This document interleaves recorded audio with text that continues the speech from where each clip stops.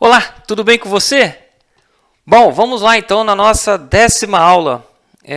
Hoje eu quero mostrar para você alguns recursos novos, continuando na linha aí de atributos do RMBR. Aqui na tela eu mostro para você um resumo do que nós já vimos até esse momento. Tá? Então nós temos aí conexão com banco, engine de conexão, o eContainer Dataset, o eContainer Object-Set, o Manage Dataset e Object-Set, tanto com classe quanto com componentes.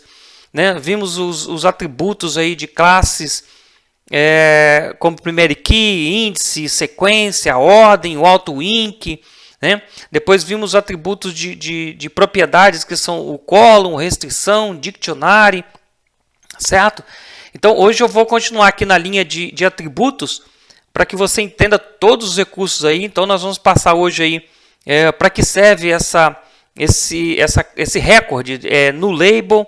Nós vamos passar aí a opção de aggregate field. Não sei se você já conhece aggregate field do Delphi, mas eu vou mostrar aqui como a gente faz na parte de design, e aí eu vou mostrar como que o RM te proporciona ter esse mesmo recurso.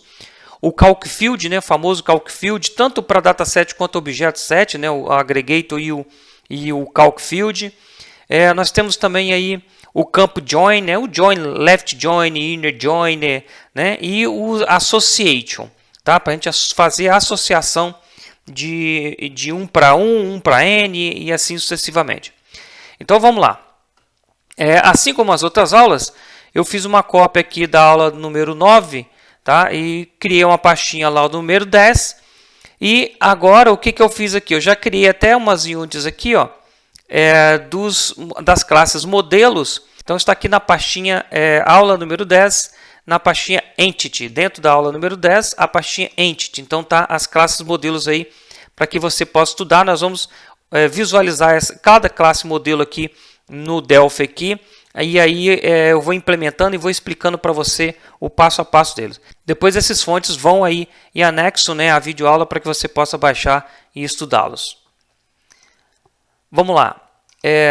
Bom, o que eu fiz aqui foi o seguinte: como nós temos o bônus no final, aqui aqui nós temos a cereja do bolo, que eu falei que eu vou criar uma telinha de cliente com código, nome, produto, pagamento, e depois vou criar uma telinha de nota fiscal, com o cabeçalho, o item. São coisas bem simplificadas, mas para que você possa ter algo real aí para você testar, utilizando relacionamentos, enfim, fazendo todo o CRUD completo.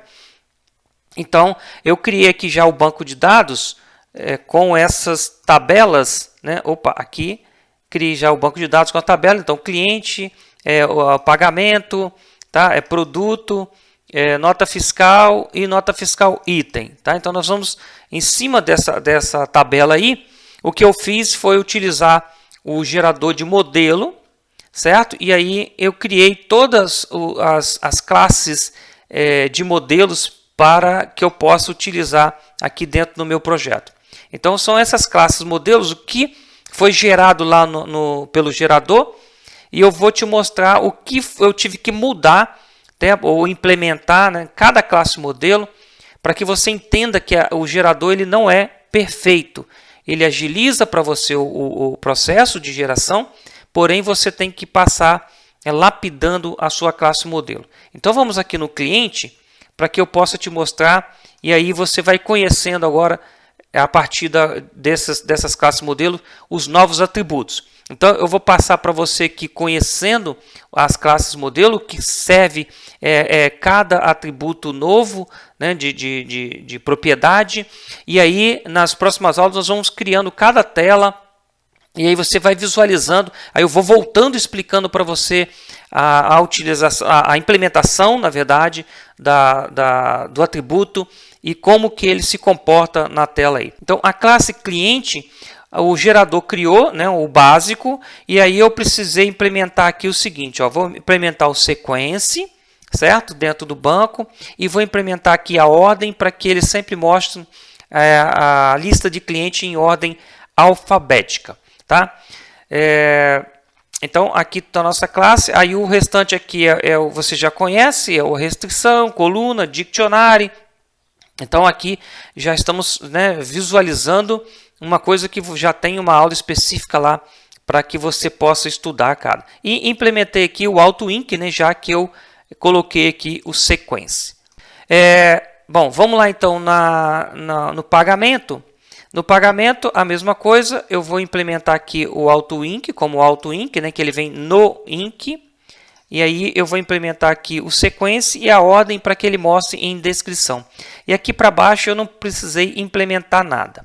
Então aí nós temos então a classe cliente já implementada, ou seja, eu estou lapidando aqui, eu estou mostrando para você o que eu tive que lapidar após o gerador de modelo criar a classe para mim. Então lapidei aí, implementei o sequence order, aqui no pagamento a mesma coisa. Vou aqui então em produto, e aí em produto eu vou implementar aqui sequence. E aqui o que eu precisei implementar aqui no produto, inclusive eu nem tinha comentado, eu teria que ter feito isso aqui, ó, para que você pudesse ver eu implementando, é que quando o gerador modelo gera a classe, ele só gera até o ftdbc, DCB, tá? Então eu tenho que vir aqui implementar, né, quantos de tamanho e quantos decimais eu quero. E aí implementei também a máscara, né, que vai ser o display format que vai aparecer na tela para mim. Tá? Então o componente DataWare, né, ele vai aparecer no DBGrid, no DBEdit, ele vai aparecer já com a máscara monetário para mim. Aqui eu não precisei, já o gerador já gerou para mim, né, alinhamento, quando é um valor, né, ele já gera o alinhamento aí à direita. Bom, então aqui no produto então fizemos o sequence, né, e implementei aqui o 18 de 2, né, no BCD aqui, que é um valor monetário, e é só isso, vou salvar aqui. Vamos agora então para a nota fiscal. Aqui o nota fiscal já tem bastante coisa, e aí você vai passar a conhecer agora novos atributos aqui. Então vamos lá. O que eu lapidei aqui foi a implementação do sequence, né, do AutoInc, para que ele gere um AutoInc, eu não fique precisando gerar isso manual. A order by eu coloquei aqui em ordem de emissão decrescente, para que sempre a última nota fique em primeiro, né, no topo lá, para que fique uma visualização melhor. E aí aqui eu vou implementar e vou mostrar para você aqui dois recursos novos que agora você vai conhecer, que é dos relacionamentos, tá? E os join, né, que você pode implementar aí na sua classe também. E aí eu vou explicar para você a diferença do joiner e do relacionamento. Qual é a diferença, né, para que você possa escolher no seu dia a dia qual utilizar aí de acordo, né, com a sua necessidade.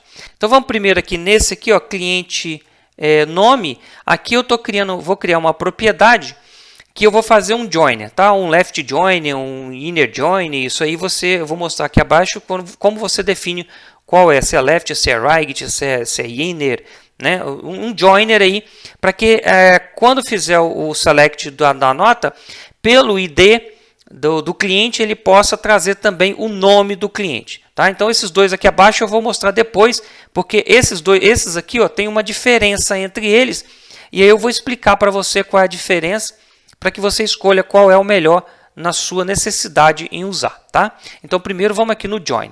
O join aqui, o que eu faço é o seguinte, ó. Bom, aqui restrição, nós já sabemos que ele aplica, né, restrição a propriedade. Então, estou dizendo o seguinte, como é um campo que ele vai trazer de uma outra tabela, é um join, eu estou aplicando uma restrição do seguinte, ó, não insert, ou seja, não gero o comando insert para ele, e no update, ou seja, não gera o comando update para ele, porque não vai existir alteração nesse campo, porque ele é simplesmente um campo lookup, né, vamos colocar assim, que vem de uma outra tabela. Aí a propriedade coluna, né, aqui eu vou dizer aqui vou dar o nome a ela de cliente nome, ele vai ser do tipo string e do tamanho 60. Então aí o AIM aqui vai criar um tfield aí para que eu possa buscar essa informação no dataset. Aí abaixo aqui, ó, vem então o relacionamento joiner. Então aqui, ó, é um novo atributo. Joiner, deixa eu abrir aqui para que você veja o que ele pede. Então vamos lá. Joiner, o que é? É o nome da coluna, né, que eu vou fazer o relacionamento. Então olha só, presta atenção aqui, ó. Na nota fiscal existe o campo né, cliente ID. Existe o campo cliente ID. Então, eu estou fazendo um relacionamento com este campo, tá? Na tabela cliente, então esse primeiro parâmetro aqui, ó, é o campo que existe nessa tabela nota fiscal, nessa classe que está aqui acima, ó, ele tem que existir, tá? Eu já vi gente tentando fazer relacionamento sem ter o campo físico na tabela. Como que eu vou buscar o código do cliente se na tabela nota fiscal eu não tenho o código físico? Eu tenho que ter o código físico. Se você for olhar o relacionamento em banco de dados, funciona dessa forma. Então, você tem que ter a propriedade, né, cliente ID aqui na sua classe nota fiscal. Então, a partir do momento que você tem o campo cliente ID físico, né, então você passa a fazer o relacionamento joiner com este campo, buscando de qual tabela. Então, aqui, ó, qual a tabela de referência. Aí, na tabela de referência, qual é a coluna que eu vou, né, buscar a informação. Então, aqui eu segui o padrão de criar o mesmo nome, aqui dentro da nota fiscal, criar o mesmo nome do campo que está dentro da tabela cliente. E qual é o campo, né, que eu quero buscar no select lá. E a partir aqui, ó, eu coloco o inner join, ou aí vem aqui as opções. Então, a gente tem aqui, ó, left, vamos botar aqui, ó, left joiner, right joiner, né, inner joiner. Então, aqui você define qual é o tipo do joiner que você quer. Então, aqui, ó, eu ainda tenho outros parâmetros. Aqui, no caso, seria um parâmetro para mim colocar um alias para esse nome, para não dar acontecer a questão de ambiguidade, né? Eu tenho o nome, o campo com o nome, né? Aqui, ó, nome. E aí, de repente, eu tenho aqui o outro campo, né, com o mesmo nome. Então, eu posso colocar aqui nome cliente, certo? Tirando assim ambiguidade. Então aqui eu estou fazendo um join, ou seja, eu estou adicionando ao meu select uma coluna, certo, da tabela cliente. Então voltando aqui, ó, nós temos o primeiro parâmetro aqui é o campo, né, cliente ID, que é o físico. Eu preciso ter esse campo aqui na minha nota fiscal, né, o ID do cliente, o ID da forma de pagamento, enfim, eu preciso ter aquele campo físico lá. Então é esse mesmo campo que eu coloco aqui. Qual vai ser a tabela que eu vou buscar a informação, né? O segundo parâmetro aqui. Qual é o campo que eu vou utilizar dessa tabela? Coincidentemente aqui, por padrão, eu coloquei o mesmo nome. Na verdade, aqui é cliente ID, tá? Não é cliente, é cliente ID. E aqui, qual é o campo, né, dessa tabela cliente que eu quero buscar para trazer no select aqui da nota fiscal. E aqui eu defino se é um inner joiner, se é um left joiner, se é um right joiner, enfim, todos os joiners aí. E aqui no parâmetro seguinte, eu estou dando um alias a esse campo, né, para que eu possa evitar ambiguidade se tiver nessa tabela um campo com o mesmo nome que eu estou buscando lá do cliente. Abaixo aqui é o dictionary, então aqui eu estou falando o seguinte, ó, nome do cliente. Eu não estou passando informação do dicionário, nada aqui, isso aqui é só para apresentar a informação na tela para mim. Então, estou dizendo um display, né, no label ali para mim. E aqui a propriedade em si. Então, aí existe então, a propriedade agora na classe. Então, observa que eu tenho o campo ID, cliente ID, na tabela, né, nota fiscal, que eu vou lá na tabela cliente pegar pelo mesmo campo, e aí eu crio uma propriedade aqui na minha classe para que eu apresente o nome que vem da outra tabela. Então, esse é o processo. Nós não vamos ver isso aqui hoje na prática, mas quando eu fizer a tela, aí eu vou mostrar para você, tá? Eu vou voltar a relembrar isso aqui para você, e aí eu vou mostrar lá, né, funcionando como que ele faz. E aqui, ó, eu comentei também, deixa eu ver aqui uma outra situação para cima, aqui, ó, eu também deixei comentado aqui para você, para que você saiba que eu precisei fazer, né, o refinamento, né, o ajuste aqui, ó, com base no que o modelo, né, o gerador de modelo gerou para mim. Então, eu precisei fazer aqui, ó, 18 de 2, que são 2 casas decimais. Então, nós vamos para esse aqui, ó. Esse aqui já é uma outra situação. Tá? Aqui eu estou fazendo um relacionamento, ou seja, a partir do momento que eu fizer uma navegação, vai existir um dataset que vai receber o registro filtrado. E aí eu vou explicar para você a diferença deste para este, tá? Então vamos ver como é que faz aqui, ó. Então aqui eu estou fazendo o seguinte, eu estou criando uma variável do tipo tClient, então esse tipo dessa classe aqui, ó. Então vai receber um ID e o nome. Então essa propriedade que vai receber. E aí eu vou ter um dataset aonde eu ficar navegando, ele vai ficar filtrando esse registro naquele dataset. Então esse dataset lá que eu colocar, relacionar a esse cliente, sempre vai ter aquele registro, né, filtrando pelo ID do cliente. Então eu venho aqui abaixo, ó, já é um outro atributo que você está conhecendo aqui, que é o association. Então aqui vamos ver o que ele faz, ó. Então o atributo é association, e aqui eu informo o seguinte, ó. Qual é o tipo de associação, se é 1 para 1 ou, né, aqui abaixo você vai ver depois 1 para vários. Então eu defino aqui o tipo, observa aqui, ó, 1 para 1 ou 1 para muitos, né? Então nesse caso sempre vai ser 1 para 1, ou seja, essa classe, né, essa propriedade só sempre vai ter um registro, que é o cliente da nota fiscal.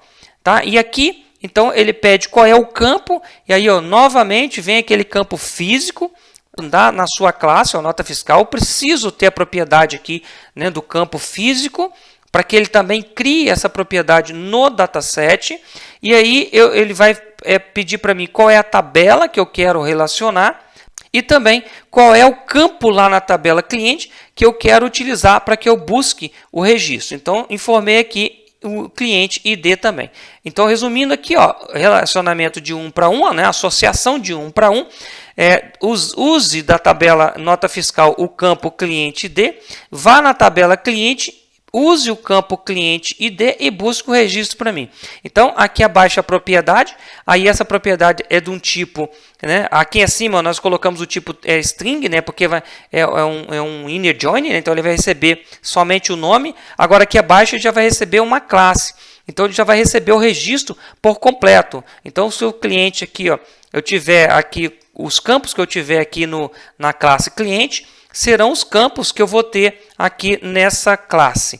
E aí eu posso então pegar informações dessa classe, e aí quando eu ficar navegando, o RMBR ele vai ficar filtrando essa classe, alimentando o registro que está selecionado, né, na nota fiscal. Bom, agora qual é a diferença deste para este, né?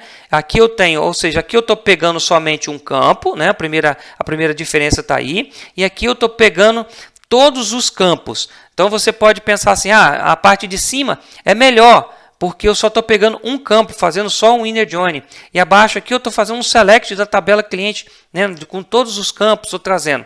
Bom, isso aí realmente, esse seria um ponto aí a ser considerado. Mas o ponto mais importante aqui, porque nós temos solução para resolver o que eu acabei de citar, mas o ponto importante é o seguinte, a partir do momento que eu faço um select na nota e ele vai lá no banco e cria um inner join, ele traz o nome do cliente, né, que está selecionado naquela nota fiscal. Aí, se eu vir aqui no campo, né, ID do cliente mudo, esse campo não é atualizado. Você pode observar isso no Delphi. Se você fizer um inner join, né, um left join, right join, não importa. Faz um inner join lá e você vai observar que se você mudar o código, aquele campo não é atualizado. Você teria que fazer, na verdade, aplicar, né, a informação, né, no banco de dados e fazer um refresh para que ele pudesse lá pegar a informação com o novo ID que foi selecionado. Então, esse é um ponto a ser considerado quando você quer informação de outra tabela. Os joiners em si são muito úteis quando você faz um select trazendo informação de uma outra tabela, mas que seja estática, ou seja, você nunca vai mudar o ID, né, que fez a seleção daquele campo para precisar mudar. Ou seja, um relatório em si, né, uma consulta na tela. Então, uma informação, um dado estático, é muito útil fazer join. A partir do momento que o campo, né, que cria a relação, que cria o joiner, possa vir mudar, não é interessante você utilizar o join. Aí passa a ser interessante você utilizar a associação. Eu acredito que você faça isso no seu dia a dia, você já deve ter se deparado com essa situação, né? Então você já sabe que a associação é melhor. Agora, vamos lá na associação. Qual é a desvantagem, né, que foi citado aqui, da associação criando a classe tClient? É porque o tClient ele traz todos os campos. Então, a partir do momento que você cria uma classe aqui, né, uma propriedade do tipo da classe, ele vai preencher todos os campos. E aí, se você tiver muito campo, você vai ter que, né, ter todos os campos ali tragos, né, nessa classe, e você necessariamente não vai nem utilizar todos esses campos. Eu não vou explicar aqui nesse momento, mas nós temos uma solução. Eu vou até falar o que é view. Você pode criar uma view, né, só com o campo que você quer, e aí você vai criar uma classe específica para essa view. E aí você iria utilizar a classe, né, criada para a view aqui no lugar do tClient. E aí sim, a view iria trazer somente os campos que você precisa. Mas a gente depois reforça também, mostrando isso na prática. Bom, e aí nós temos então aqui agora o relacionamento de um para muitos. Então nós temos aqui o relacionamento de um para muitos. Ou seja, eu preciso agora fazer uma associação da nota fiscal com os itens. Então a associação vai ser feita aqui na classe nota fiscal. Então a nota fiscal, o que eu faço? Eu crio uma variável aqui, ela vai ser do tipo object_list, ou seja, eu vou ter uma lista de objetos, e aí essa lista de objetos vai ser tipada com a classe dos itens da nota, que é essa classe aqui, né, que é referente a essa tabela dos itens, nota fiscal itens aqui. Eu criando então aqui, deixa eu voltar aqui. Então declarando a variável aqui do tipo tObjectList, tipando ele do tipo da classe. Então aqui eu posso alimentar agora vários itens, né, dentro dessa lista aí. E aí eu venho então aqui para a propriedade e vamos ver como é que ele fazer aqui a propriedade para que ele possa filtrar as informações dessa nota. Então novamente association. Nesse tipo aqui, ó, eu estou selecionando de um para muitos, e aí ele pede qual é o campo, né, que você vai utilizar para filtrar a tabela de itens aqui da nota fiscal. Então eu estou utilizando, ó, a NFID, certo? Estou utilizando a NFID aqui da nota fiscal. Vou querer que ele vá na tabela nota fiscal item e filtre todos os campos, todos os IDs no campo também NFID. Ou seja, eu segui aqui também o padrão da nota fiscal e os itens ter um campo com o mesmo nome. Né? Se você não tiver, é aquele campo que você faz o relacionamento lá nos seus itens. Então eu informei aqui, ó, de um para muitos. Aqui ele já vai identificar que é uma lista. Aqui eu coloquei qual é o campo físico aqui da nota fiscal que eu vou utilizar, qual é a tabela de relacionamento que vai ser utilizada e qual é o campo dessa tabela que vai ser utilizado para que ele faça o filtro. Então, feito essa associação aqui, o RMBR ele vai fazer o select lá e vai preencher, né, essa lista de objetos com todos os itens pertencentes àquela nota fiscal que estiver selecionada. Aqui abaixo, como são uma associação de um para muitos, existe um outro atributo que a gente chama aqui, ó, de Cascade Action, ou seja, aquele cascade que você sabe lá quando você faz um delete, né, quando você faz um insert, um update. Então, o que você quer que o RM faça quando você fizer aplicar, né, esses comandos, e o que você quer que ele faça nesta lista de objetos? Aqui abaixo, a propriedade, né? É a propriedade eu dei o nome aqui de nota fiscal item, eu dei o mesmo nome da tabela, mas necessariamente não precisa disso. Ele é do tipo tObjectList, né, tipado aqui nota fiscal item. Então é isso aí, essa é o tipo de associação que você faz. Então nós aprendemos aqui nessa classe modelo de nota as seguintes opções. O joiner, aqui o joiner, onde nós informamos o seguinte, ó, ele não deve entrar no insert, ele não deve entrar no update, né? E o joiner, ou seja, para ele fazer quando ele fizer um select, ele fazer também um inner joiner lá na tabela cliente, trazendo o nome do cliente naquele select da nota.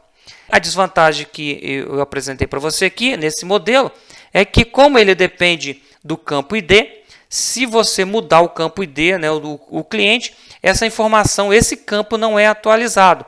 Ou seja, você teria que aplicar, né, a alteração no banco e fazer um refresh para que ele pudesse trazer a informação nova. E também aprendemos o outro atributo de associação de 1 para 1. Ou seja, ele vai filtrar aqui, né, aí nós teremos um dataset, onde esse dataset vai receber informação a cada navegação. Aqui sim, se você mudar o ID, ele automaticamente atualiza os dados nessa classe aqui. Tá? Isso aí o ORM gerencia para você, ele consegue gerenciar isso aí. Se você mudou o ID, ele atualiza essa classe aqui com o dado do novo cliente que foi alimentado no campo aqui cliente ID. Né? Então você teria um dataset sempre com um registro ali associado, ou seja, se você ficar navegando, né, de nota fiscal para nota fiscal e cada nota fiscal tem um cliente diferente, então essa informação sempre vai ser atualizada conforme o ID que está na nota fiscal selecionada. E nós temos a associação, né, de 1 para muitos, onde nós filtramos os itens, ou seja, definimos aqui 1 para muitos, definimos o campo que nós estamos utilizando da nota, definimos qual é a tabela que ele deve utilizar e definimos qual é o campo dessa tabela que ele deve utilizar para filtrar os registros.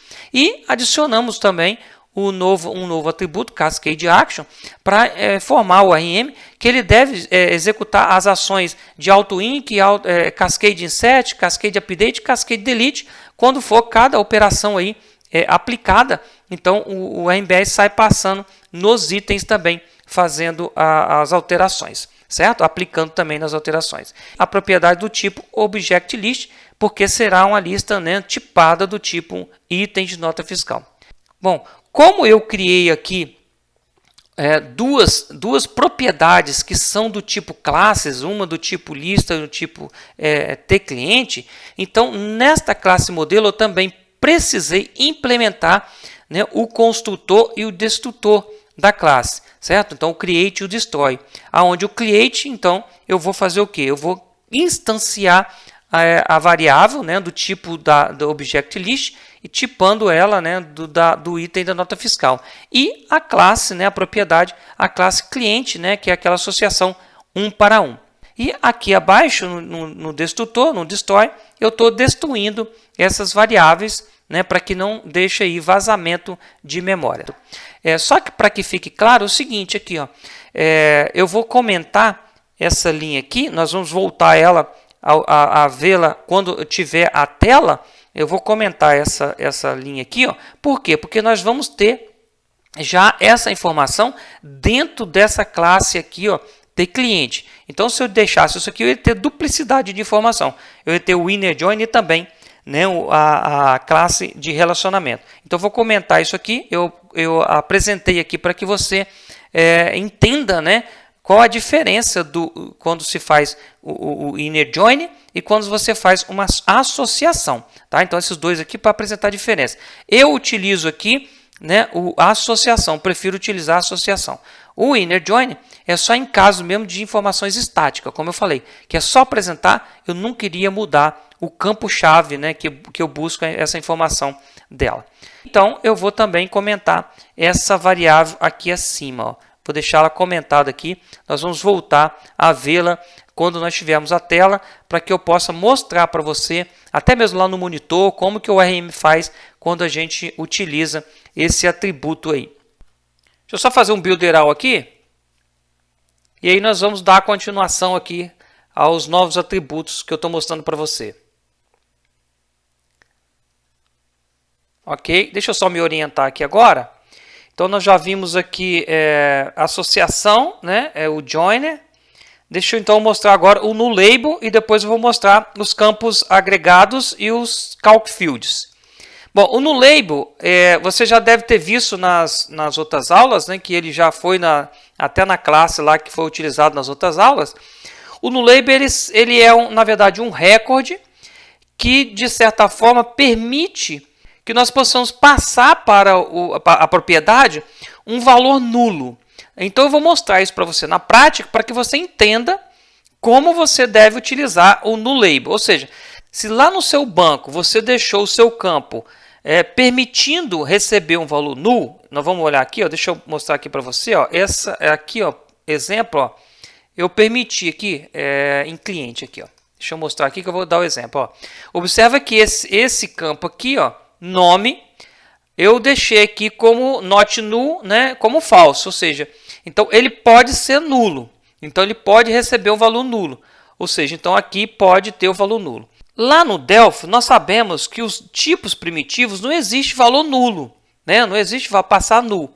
Então existe esse recorde aí, aonde ele nos permite passar para a propriedade um valor nulo. E aí sim, o RMBR consegue passar para o banco de dados aquele valor lá.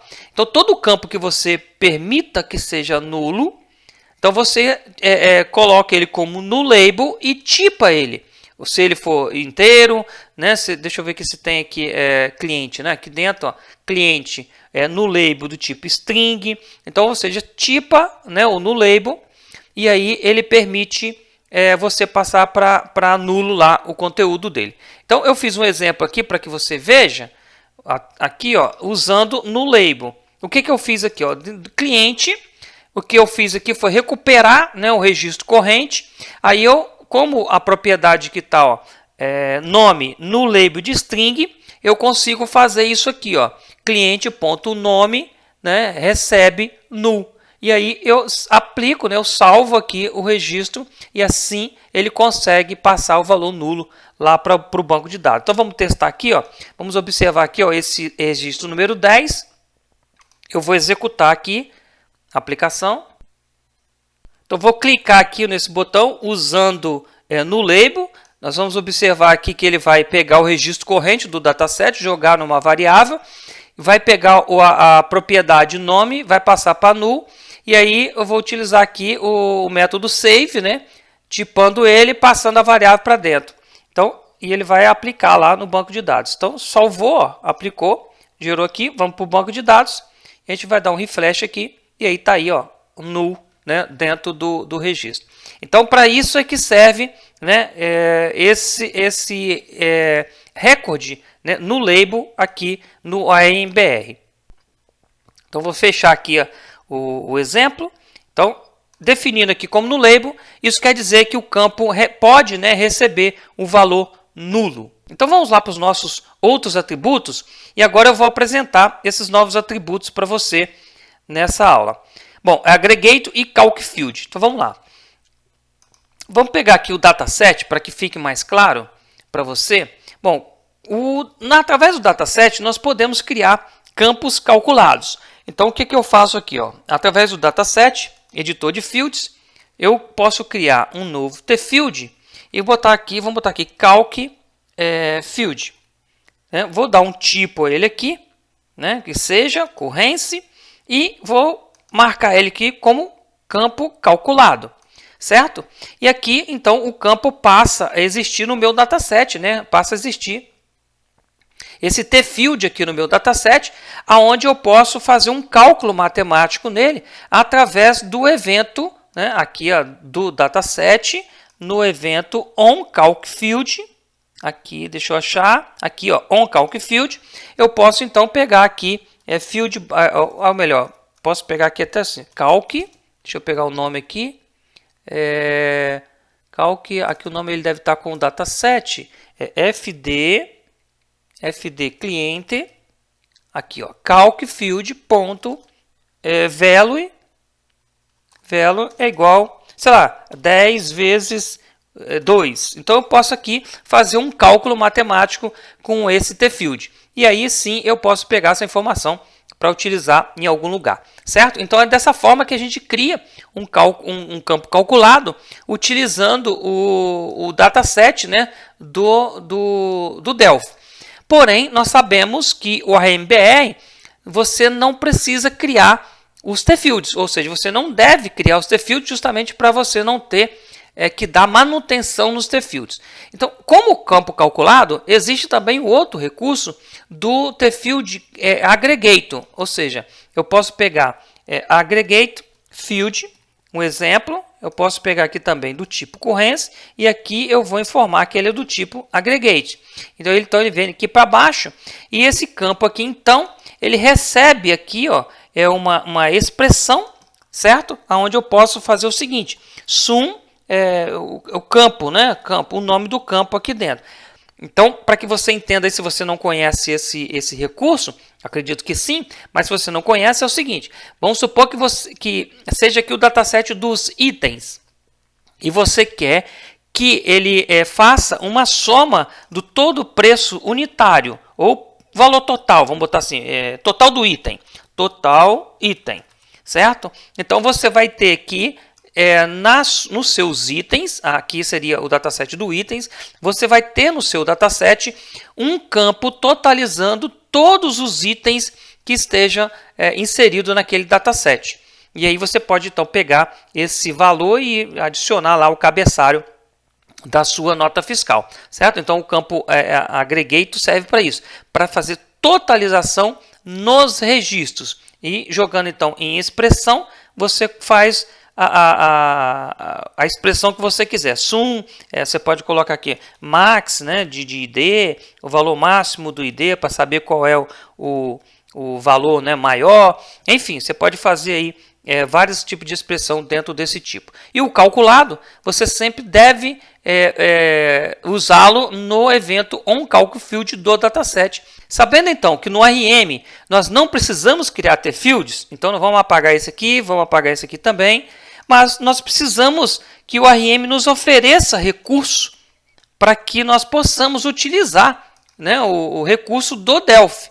Nós não temos que criar os T-fields aqui em tempo de design, mas nós precisamos que o RM crie isso para a gente. E é isso que eu vou te mostrar aqui agora na classe nota fiscal item. Então, iniciando aqui pelo sequence, né, foi lapidei aqui dando sequência para que ele pegue a numeração automática para os itens da nota também. E aqui embaixo eu adicionei então um novo atributo que é o aggregate field, que é onde esse atributo irá criar aquele campo lá de campo T-field aggregate. Ele pede aqui como parâmetro o nome, né, que eu quero dar ao T-field e a expressão que eu quero que ele execute. Então, nesse caso aqui, observe que os itens da nota, certo? O atributo ele é colocado aqui no topo, né, na classe, não na propriedade, porque esse tipo de atributo ele vai criar aquele campo, né, aquele T-field do tipo aggregate, aonde ele vai, no caso aqui, somar todos, né, de todos os itens, o campo total item. Então observe que isso aqui é um item, ele tem o campo aqui total item, e se na lista lá eu tiver 10 itens, ele vai somar esses 10 itens, e quando eu for buscar lá dataset.agg total item, ele vai me dar o total dos 10 itens que estão no dataset, certo? Então é isso aí que, para esse recurso, que é o campo aggregate field. Abaixo aqui eu estou criando um tipo calculado, certo? Esse campo aqui seria calculado. Ele estava até desmarcado aqui, mas esse campo é um campo totalmente independente da classe modelo. É um campo calculado, onde eu vou fazer um cálculo nele. Nesse caso aqui, eu vou utilizar o evento onCalcField do dataset do item para que eu vá ao banco buscar o nome, né, do produto. É só para mostrar, só como exemplificar aí, para que ele, quando você digite o código do produto lá, ele vá ao banco, busca o nome e aí apresenta o nome do item na frente para você. Aí assim eu mostro também, exemplificando, né, o campo calculado, do tipo calculado. Então aqui nós temos nessa classe dois exemplos, que é o tipo aggregate e o campo calculado. Aqui eu só declarei a variável, mas para que esse campo calculado exista na minha classe, ele está aqui embaixo comentado, onde eu vou explicar para você agora, que é a restrição, né? Eu estou mostrando aqui eu estou informando para o RM aqui para ele não inserir esse campo no insert nem no update, porque ele é um campo calculado. Eu estou aqui passando um novo atributo chamado calcField, aonde esse calc field pede como parâmetro o nome do campo, então, não, do tfield em si. Eu estou informando para ele aqui que o nome será calc produto descrição. Ele pede o tipo e eu estou informando também o seu tamanho. No caso aqui, string, né, como tamanho. E o dictionary nada mais é para, né, deixar bonitinho lá na tela para mim a descrição, o título, um dbgrid, enfim, o diccionário você já conhece aí. E a propriedade, né, que é em si que vai receber o conteúdo aí do cálculo, né, como é um campo calculado, é o que vai receber aí o valor desse campo calculado. Aqui eu tenho que observar aqui o seguinte, aqui ó, ele está até como read, eu tenho que botar também write, porque esse campo ele vai ser escrito, tá? Então ele vai ter que, como ele é um campo calculado, eu vou ter que escrever nessa propriedade passando o valor para ela. Então eu não posso deixar só como read, eu tenho que botar como write também para escrita. Bom, então é isso aí, ó. Observe aqui, ó. Nós temos então aquele recurso que eu mostrei para você aqui no dataset, né, através do editor, criando um calc field e um aggregator. É dessa forma que a gente cria no ARM, na classe, né, para que o ARM vá também ao dataset. Como ele cria os tfields automaticamente, ele também cria esses tipos, né, de tfields aí, que é o aggregator e o campo do tipo calculado, certo? O campo aggregator, você não precisa fazer operação nenhuma, porque a partir do momento que você vai inserir no registro, no dataset, né, que pertence a essa classe, automaticamente o próprio dataset trabalha isso, já totaliza em si. Já o campo calculado, não. O campo calculado nós temos que passar valor. Como que nós vamos passar valor nesses campos calculados? Não tenho como te mostrar aqui ainda, porque nós não criamos a tela de nota fiscal de item, né, de nota fiscal, onde eu não tenho ainda o dataset para essa classe. Mas seria no evento onCalcField, né, do dataset dele. Então, quando eu tiver lá o dataset, eu vou vir aqui no evento onCalcField, aqui, e aí sim eu vou chamar aqui field by name, né? Chamando aqui, ó, calc descrição, e vou passar o valor para esse campo. Hoje nessa aula é para mostrar para você os novos atributos, para você conhecer os novos atributos que existem no ARMBR para você utilizar. E aí você vai ver então como esses atributos é realmente utilizado no dia a dia, né, em prática. Então é isso, é o que eu queria passar para você nessa aula. Essa aula até ficou longa, né? Eu achei que ficou longa demais até, mas nas próximas aulas a gente vai pontuar e aí vai ficar uma aula mais curta e vamos voltar a cada assunto desse, cada atributo desse, reforçando. Bom, vou ficando por aqui, um grande abraço e até a próxima aula.